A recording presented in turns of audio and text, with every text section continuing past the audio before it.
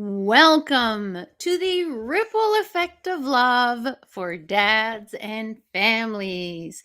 Today, in episode 87, we're looking at releasing bottled emotions. So, what's the secret to parenting with a clear mind?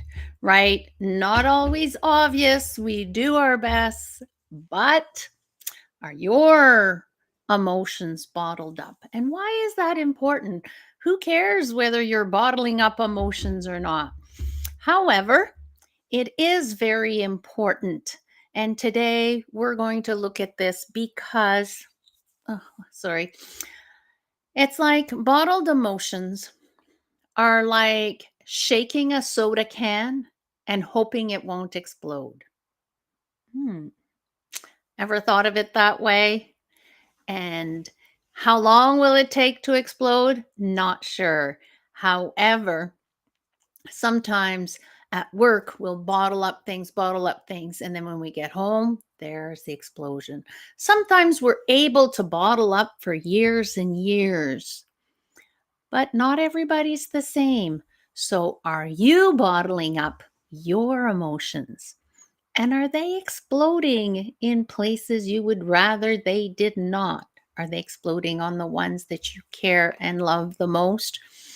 Are they are you using it at the gym to play hard, hard, hard? I remember going to see a kinesiologist because I had fallen and hurt a few ribs, and he said, "Wow," he says, "your energy is really nice." And I've been working for years releasing all this stress and had just been was on a trip.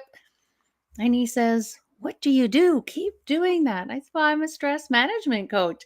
And he says, "Well, you're in the right field. The client I had before me works hard, but he keeps it in, and he uses physical exercise to release it, but his body is encasing the emotions."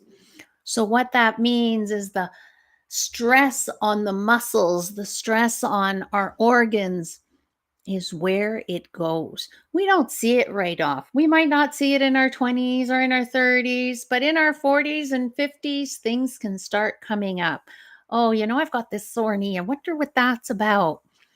And what is it that you need to have more flexibility around that's happening in your life right now? It's not always obvious to see it on your own. And that's why I have this innate ability to, when you work with me and that we've organized a safe space, to quickly see where it is where the origin of that pain is. So today we're tackling the truth about why holding it all in makes parenting harder and what to do instead. Who wants to make their parenting harder? Nobody does. And I know nobody gets up in the morning and says, "Hey, Christine, today I want my parenting to be harder. Can you help me?" I've never had anybody call me up for that one. So, and as a parent, I have never woken up in the morning wondering, "Oh, yes, how can I make my parenting more difficult today?" Right? We don't do that. However, we have been trained, and especially dads, to suppress emotions. And when we suppress these emotions, unfortunately, it's your kids, even if you hide it well. It's your kids and your health that will pay the price. And I know that's not what you want. So, how can you, right? How can you um, release that? So, I want you to take a nice deep breath and just, yeah, I can't do any copy pasting today. It pastes the letter G. So, I think I'll need to restart my computer. That's what got me started late. And I didn't introduce myself because I was off. So I'm Christine Bernat, stress management coach. If it's your first time here, if you've been following me for a while, well, yes, you know that. Excellent. So, suppressing emotions affects our children, and that's the last thing we want. So, then what's a powerful release technique to shift stress in minutes? To be able to learn to really shift in minutes is very, very important. Of course, sometimes it's huge things and um, like learning the death of someone, the grieving. And I've worked with clients who have said, we never knew what happened. It was sort of all put under the rug. We didn't talk to the kids about it. We didn't. So, as a child, how do you understand what's going on? How does your brain interpret that information? Yes, there's a difference between saying too much to our children and saying the appropriate amount of information so that they're not left with all these questions and misunderstandings that are happening in the family circle. So, my super effective technique is to use Snap Tap Zap. But before I get there, I want you to just take a nice deep breath, relax your shoulders, and exhale. Does this ground you enough, or are you still holding on to that emotional overwhelm or overload? Whatever it may be, right? Whether it's anger, frustration, sometimes even though we love our spouse, our children, they do things that trigger us. And we talked about that the other day, how to break those emotional patterns down so that we can move forward and be the best version of ourselves, actually be our heart centered selves instead of our ego self. So, without further ado, just a sec, I want to say, what is your technique that you use to shift your stress? Don't be shy to write in the chat, or if you're too shy, write to me privately and I'll share it. I won't say who shared this information because I think it's important for dads to help dads, right? And dads' mental health is really, really important. And dads who learn to self regulate are the dads that show the best growth mindset. You can develop your growth mindset and you become a mindful father so that you're present with your beautiful children, so that you're the dad that you really want to be, not the dad that your brain thinks you are being. Because when I was in my neurotic phase of my life, I did not realize how neurotic I was. Okay. It still hurts a bit in my heart to know that I went deep down that area, and I'm learning to forgive myself. My children mostly have forgiven me because they were old enough to just walk away. They were in college, university. So it was easier for them to not be around me at that point, which was a good thing. Kind of saved them from who I was. Yay. That was one good thing of it. And good thing I wasn't that way when they were little because it would have traumatized them even more. And that's why I believe that we can all bring about beautiful change. So if you have a technique that's powerful and helps you release so that you can shift your stress, please share it. So I'm going to lead you into a live Snap Tap Zap so that you can practice to clear emotional overload. So those of you who know me, let's get started. The others, follow along. Do your best.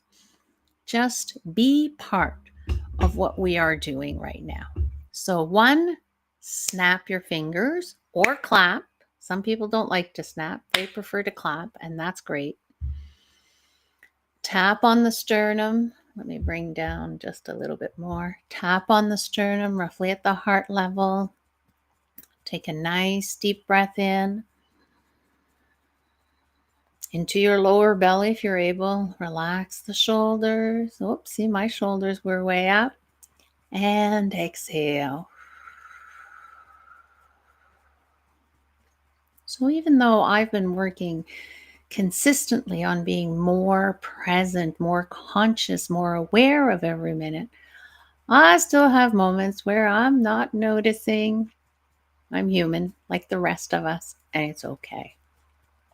So we can snap again, but once we've done it the first time, it's not necessary to continue. What is as essential to continue is the tapping. Why? Because when I'm tapping, there's a meridian point here that sends a message to the amygdala, that tiny little part of your brain that is your reptilian brain that tells you, oh, you're in danger. This was recorded when you were tiny. Maybe you were 1, 2, 3, doesn't matter what age you were, but that's how your brain recorded. And now it's time. I feel an emotion. Snap, tap, breathe into your lower belly. Relax those shoulders. And now, for many people, I have discovered through the years that if you're just releasing like that, there's 2 reasons that I've noticed people won't. One, they picked up somebody else's anger and they don't want to dump it back on them. Or 2, there's a fear, there's an unconscious fear there. So if you're breathing in, tapping, relaxing the shoulders, imagine that you're at a train station and there's this train that spirals down into the magma so that you can blow it in and the train will bring it to be burned by the magma. And I've said this before, imagination is essential. Now, I know some people are unable to imagine a train spiraling down. Go on Google, find images of trains and a volcano and look at these images so that it helps your brain be able to see it. Okay, we all have different intelligences and it's okay. But using images, real images, I have found really helps dads be able to see better what it is that's going on. So,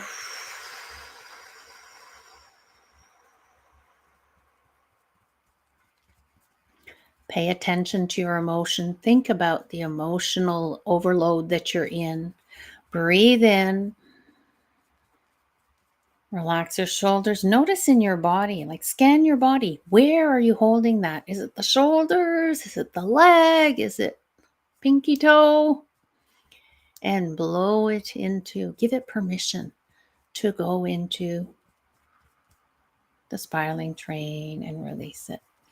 Here's another point here. Here's the collarbone, and there's kind of like a knob, and there's a little bit of a hole here. So it's called the collarbone point. And you can breathe in. Relax those shoulders, the spine. Can you feel your sit bones? Excellent. And exhale that into the spiraling train.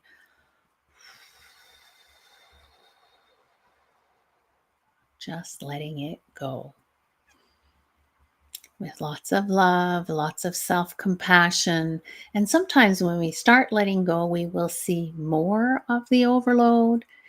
It's okay. Just say, oh, I'm noticing. Great. Let's breathe in. Let's relax the shoulders, the spine, the sit bones, and exhale that onto the spiraling train.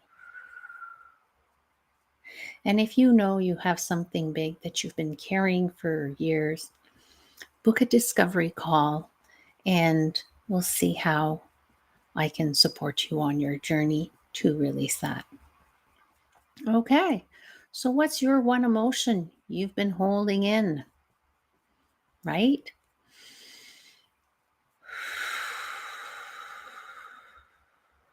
Are you feeling calmer? Out of 10, where were you at the beginning and where are you now? Are you still at a 10 out of 10? If you are, you need support. If not, if you've gone down, excellent. Keep doing it. Keep breathing into your lower belly. Keep noticing where you're holding that. And sometimes people will say, oh, I'm feeling it here. Oh, no, it moved to here. It moved to there. Excellent. It's moving around. That means it's getting ready to be released. So persevere and continue. Sometimes, a child will come along, something happens, and we can't continue right away. Put it on the shelf till tonight when you're home and you can continue. So just be mindful of your needs. Remember at the very beginning of this episodes, we talked about self-love. Self-love is being able to listen to our needs. And I'm going to add this. I didn't think to say it earlier, but I think it's really cool. These emotions that we're holding, sometimes I'd done it doesn't really matter. Well, I had done a seminar on, anger issues. And the first steps when you have anger is, have you been fed? Did you drink enough water? Are you getting enough sleep? We need to look at the basic needs of our body. Because when our basic needs are not being met, of course, we will release emotions all over the place. It's like we're a walking, shaking soda can, and that's not what we want to be, right? We don't want to be that even for ourselves. So um, maybe you need a punching bag in your garage or in your man cave to go punch a little bit. And you can do the snap, tap, zap kind of at the same thing with the breath work while you're punching the bag, being very conscious of your breath, being conscious of where you're feeling the emotion, and putting it on the spiraling train so that you're releasing with two different techniques physically with the punches and with the imagination as well. That's really kind of cool as well to be able to integrate two techniques like this to make it more powerful for you. And I totally understand. I'm not the kind of girl that goes to the gym, but I'm the kind of person who will go hiking. And I love to hike mountains. Well, when you're hiking mountains, you got to have an excellent breath and you need to have excellent stamina. And I use that when I think of it. Usually it's just a need that I have to go out in the mountains. So I use the Snap Tap Zap technique when I'm hiking to release those emotions, and I see them going down into the planet all the way to the magma because there's no volcano area in this area of my neighborhood. So, and it helps me. And then I can come back having released the baggage I was carrying and having oxygenated my body and breathing in nature's beauty. Always beautiful. And if you missed the episode with Byron, I can't remember which episode, look back. He was the nature guy, how they use nature today to help with science. Isn't that kind of cool? And how you can bring people to nature to reconnect to themselves. So that's another excellent thing to do. If you've had a stressful weekend, why not Saturday go out in nature with your children, right? Tomorrow, I'm very excited. I have a guest, Doyle Banks, who will be here. And he is all about being mindful, reconnecting to ourself. He's a dad of 3, and he'll be sharing how being present is key to connection with your family. Until then, take great care of yourselves, and shaking the soda to put on the spiraling train, yay! But shaking the soda, walking around as a can of soda being shaken to explode onto your loved ones, not as good. And then we don't feel good about ourselves. It makes us love ourselves less, doesn't it? So let's put the shaking can of soda into the spiraling train so that it's not exploding on everybody else. I know you can do this. I've done it. It's not a perfect journey, it's up and down, and it's okay. As long as I can overall see an improvement, I'm always very proud of my progress. So until tomorrow,